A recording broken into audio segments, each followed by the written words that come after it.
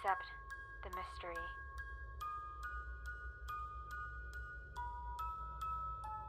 I'm a sculpture student, attending my last year of university. For my final project, I have yet to find a model. Tons of people offer, but no one has ever actually caught my eye. Until I met him.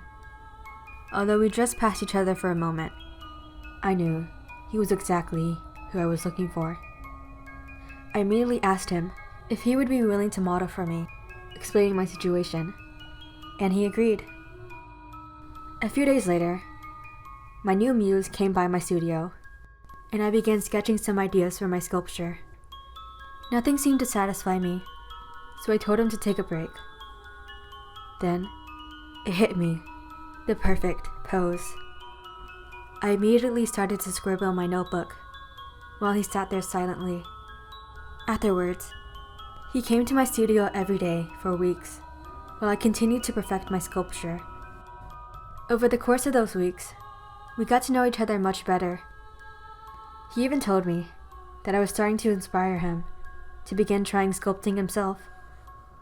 We even joked that I could be his first muse. Long after I didn't need him to come by anymore, he continued to keep me company at the studio. The sculpture was my magnum opus. Everything about it was just so perfect. The emotion it conveyed was unexplainable. Almost like it was lonely. Which is ridiculous to think about a sculpture, I know. But I couldn't help but feel a sense of isolation from it. I decided to name it Solo. One night, as I was cleaning the studio, I felt as if someone was watching me. My muse had left a few minutes earlier, so I thought he might have stayed behind and hid somewhere to scare me. But even after I searched the studio, no one was there. The only people in the room were me and Solo. I paused and looked straight into his lifeless clay eyes while brushing my fingers across his cheek. He really did look identical to my muse. Then I left my studio, making sure to close and lock it.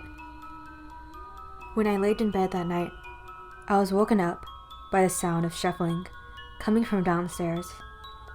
It was too late at night to comprehend it, so I turned over and fell back asleep.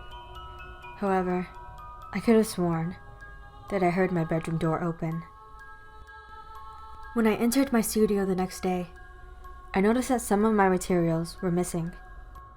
Of course, I didn't want to accuse my muse, but he was the only other person who came to my studio the night before.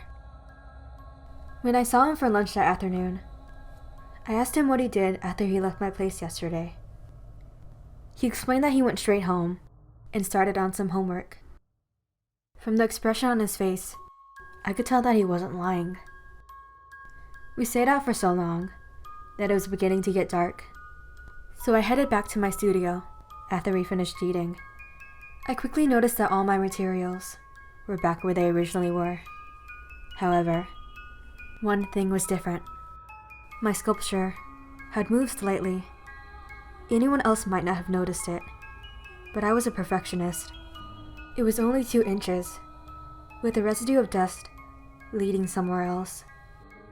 I found it strange, since none of my other art pieces had ever left any sort of dust like this. Then I realized that it was leading out of the studio. So I followed it all the way to the basement door. I noticed that it was opened slightly. I live alone, but I rarely go into the basement, since quite frankly, it gives me the creeps. The fact that there was a trail of white dust leading down there meant that someone else was here. The thought of someone you don't know being in your house is terrifying. I slowly crept down the stairs, feeling my hand tremble as I leaned on the railing for balance. When I saw what was awaiting for me in the basement, I almost screamed. The basement was filled with sculptures identical to me. Most of them, I was doing mundane tasks, like sketching in my notebook or cleaning my house. But there was one that creeped me out the most. I was peacefully asleep in my bed. There were no flaws in any of them, yet I knew for certain I definitely did not make these. I would have surely remembered sculpting them. So I got a baseball bat and began smashing all of them. At first, it was horrifying. The thought of not having control over my hands as I went insane. But then, it almost became euphoric to watch the beautiful works of art shatter into pieces. That's when I heard the basement door creak open. I stopped in my tracks. Covered from head to toe in ashes are the broken statues clouding the air. It was Solo. His once lifeless clay eyes were now alive. I knew I wasn't crazy. I knew there was no way I could have created all these sculptures. It was him making me believe that I was insane. I lifted my bat and began crushing Solo. Blood splattered all over the walls and stained my clothes a dark red. In the end, it looked like its own work of art. The next day, my muse came by and looked shocked to see that my sculpture was gone. He said it was a shame to see such a beautiful piece of art go to waste, but I couldn't tell if he was being genuine or not. I still needed something to turn into my professor, so I began making another one. However, this time, I began using myself as my model. I took inspiration from the bloodbath in the basement, and it turned out even better than my original project. When I showcased it for our art gallery, many people gathered around my sculpture. Lots of them thought it was grotesque and horrifying, but to me, it was my truest form. My professor seemed to agree, and I passed the final. The person who spent the longest time looking at it was my muse. He seemed to be captivated by the piece. In order to celebrate the semester ending, my muse and I cooked a fancy dinner to treat ourselves. While carrying a glass of sparkling water, I accidentally dropped it. It immediately shattered, and pieces of glass went flying everywhere. As I clenched my hand to stop the bleeding, I noticed something. No blood came out of my muse.